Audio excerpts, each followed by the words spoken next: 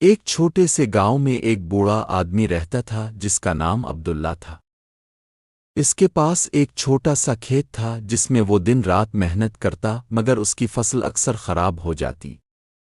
لوگ اسے مذاق میں کہتے، عبداللہ، تمہاری قسمت ہی سوکھی زمین جیسی ہے۔ وہ مسکرا کر کہتا، اللہ کی زمین ہے، اللہ کا حکم ہے۔ ایک دن عبداللہ کے کھیت کے قریب ایک نوجوان آیا جس کے کپڑے پھٹے ہوئے تھے اور چہرے پر تھکن تھی۔ اس نے کہا، بابا، میں کئی دنوں سے بھوکا ہوں، کچھ کھانے کو دے دو۔ عبداللہ نے اپنے تھوڑے سے اناج میں سے آدھا اناج اس کے حوالے کر دیا۔ نوجوان نے شکریہ ادا کیا اور چلا گیا۔ کچھ دن بعد عبداللہ کے کھیت میں بارش ہونے لگی۔ اس سال اس کی فصل اتنی زبردست ہوئی کہ پورے گاؤں کے لوگوں نے حیرت سے دیکھا۔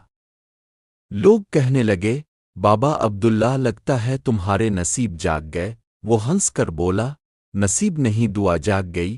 اسی دوران وہی نوجوان واپس آیا، مگر اب وہ ایک امیر تاجر تھا۔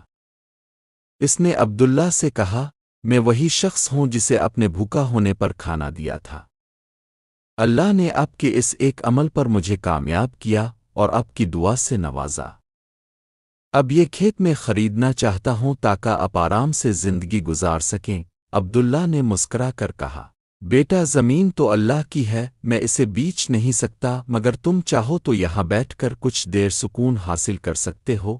نوجوان کی آنکھوں میں آنسو آ گئے۔ اس نے کہا، بابا، آپ نے مجھے ایمان سکھایا۔